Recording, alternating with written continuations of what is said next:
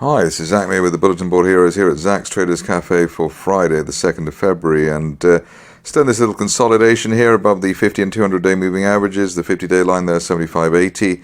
And we've got this little trading range, 76.10, 76.80, let's say. And looking for a breakout. It may take a while, actually, but the way things are going. But the top of that channel there from back in August around 7,800. And while we're above that 50-day line, we're looking for that, given the way that we've had a bounce for the RSI above neutral 50, the RSI 57, which is just about right for a mid-move consolidation ahead of a break to the upside.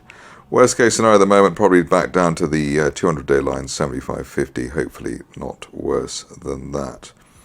Moving on to the DAX, and here it's been all about trying to break the 17,000 level. We've had few goes at that, and we're still trying quite hard. In fact, top of the channel there from back in October, heading towards 17,900. We're looking for that by the end of this month, which may be a bit ambitious, but so far all the conditions are in place. And while we're above the floor of the channel there, 16,600, 17,900 is a viable or realistic target, the time frame notwithstanding.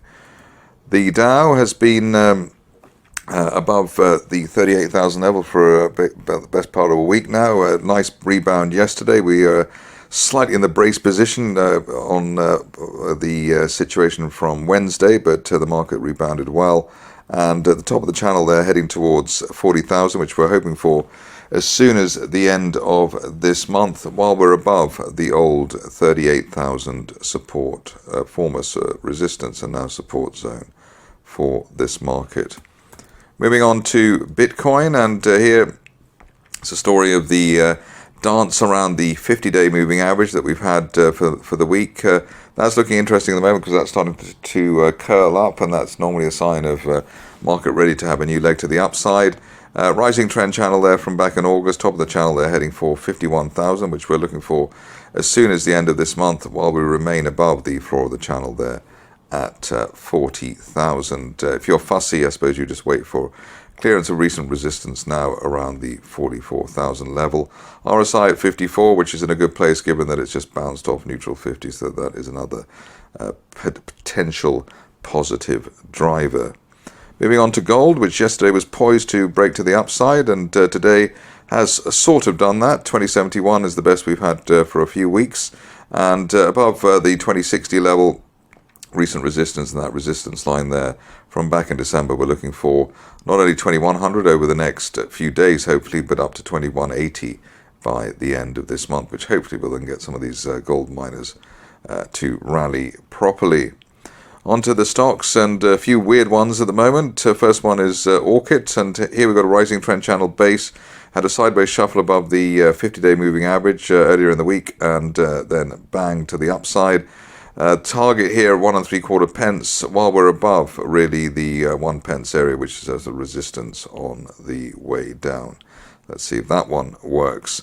Barron Oil, one of the big winners yesterday. I think they're due to make a bit of money, but unfortunately, as has been the case in recent months, a 2-day wonder or a 1-day wonder has been sold into, and now it's a matter of hoping that the stock will at least find support on the right side of 0.1 pence. If we can do that, then it's back to 0.14, 0.15.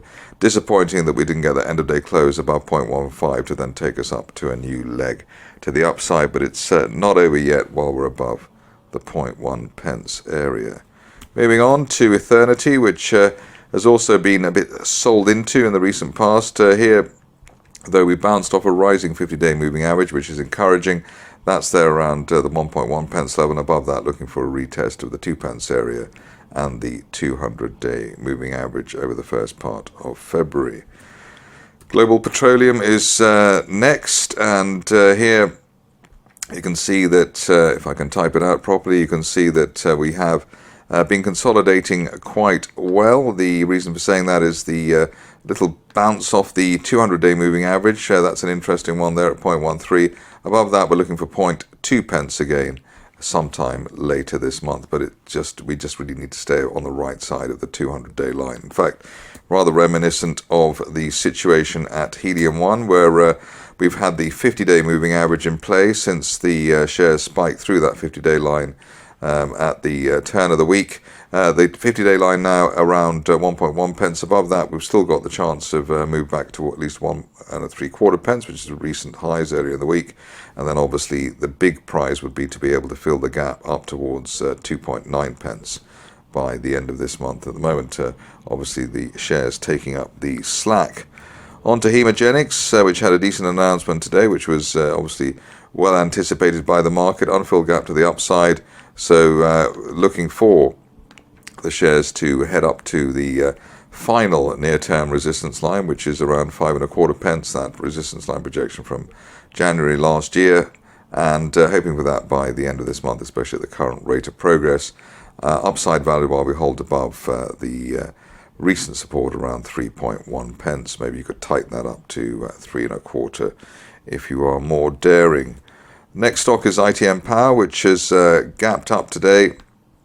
And which hasn't gapped up today, it's actually moved up within it's inside day breakout actually, so breaking above yesterday and the day before's resistance. Initial target here is 70 pence, and then above that we'd be looking for a fresh leg to the upside, probably up to the 90 pence area, the upper parallel of that triangle, which has been in place since back in November. But the upside value while we're above the rising 50-day line, 54 pence, maybe you could tighten that up to today's 57 pence low.